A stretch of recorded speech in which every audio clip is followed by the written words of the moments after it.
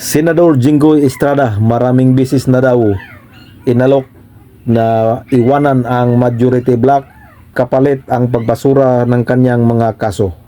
Kung sino daw ang nag-alok sa kanya, abangan daw ang susunod na mga kabanata.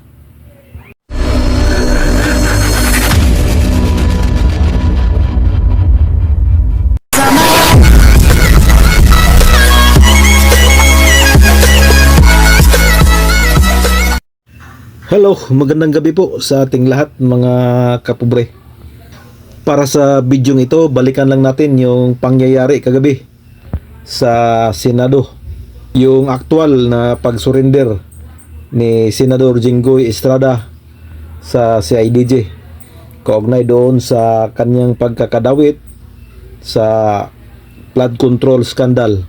At inisyuhan nga siya ng warrant of arrest galing ng Sandigang Bayan.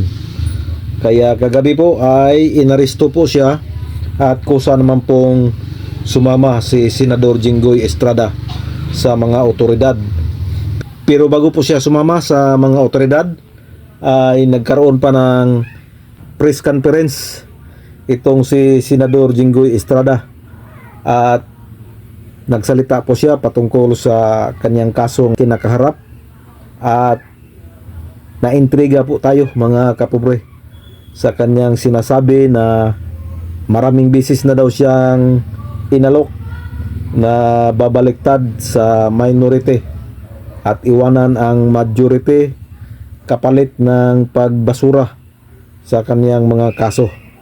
So kung totoo ito mga kapobre, nako po, napakalaking pasabog to na ginawa ni Senador Jinggoy Estrada. So panoorin natin itong kanyang press conference mga kapobre. Here we go. Quiet guys. Quiet please. Magandang hapon sa inyo lahat. I am already in receipt of the warrant of arrest issued against me by the 5th Division of the Sandigan Bayan. Nais ko lang pong bigyan din ng mga bagay na ito. I will remain firmly with the majority bloc under the leadership of Senate President Alan Peter Cayetano. Hindi ako matitinag sa anumang panggigipit, pananakot, political maneuvering para talikuran ang aking paninindigan. I will not yield to threats. I will not be intimidated. I will not be pressured into surrendering my independence of judgment. I am giving instructions to the Senate Secretary to put on hold my salary. Personal kong pasya ito upang ipakita sa sambayan ng Pilipino na wala akong intensyon makinabang sa pondo ng bayan habang nililinis ko ang aking pangalan. At higit sa lahat, hindi ako papasailalim ng kustodya ng Senado. I will not seek Senate custody. Hindi ko gagamitin ang Senado bilang panangga laban sa mga aligasyon sa akin.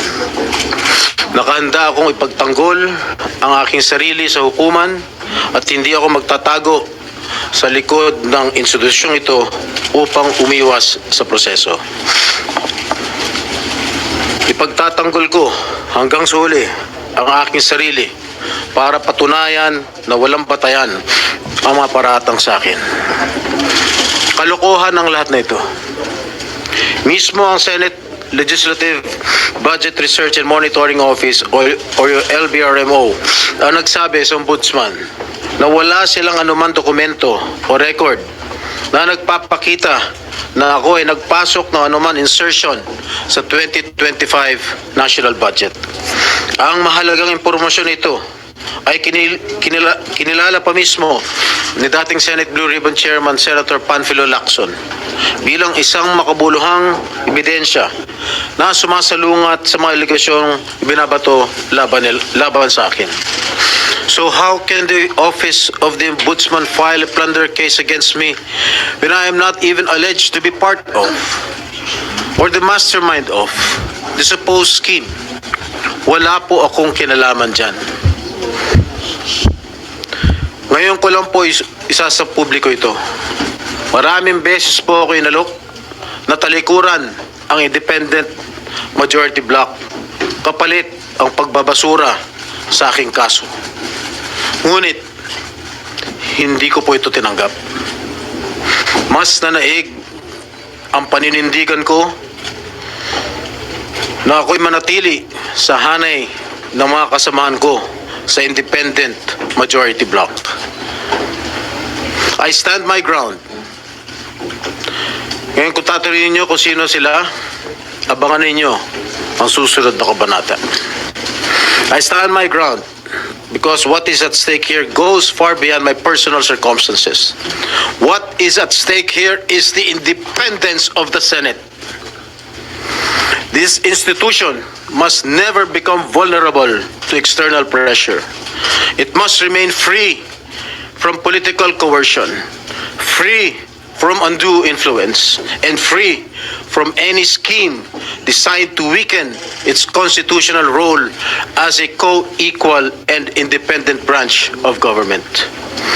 If this is the price I must pay for the decisions I have made and the principles I have chosen to uphold, then I am prepared to face the consequences, however difficult they may be, especially for my family. I will not be broken by accusations, nor will I yield to political pressure. I will meet these charges head on. I will be proceeding now to the CIDG to voluntarily surrender myself. Maraming salamat po. Okay na? No more question, guys. O di ba? Napakalaking pasabog yan mga kapobre. At sabi pa ni Senador Jinggoy Estrada, abangan ang susunod na mga kabanata. Naku po, kaabang-abang nga talaga yan mga kapobre. So kasalukuyan po ngayong nakapiit si Senador Jinggoy Estrada sa piitan habang dinidinig ang kanyang kaso sa Sandigang Bayan. So yan ang ating quick update sa pangyayari sa Senado kahapon. This is your Cap John Official. Please subscribe, please support. Bye bye and God bless us all.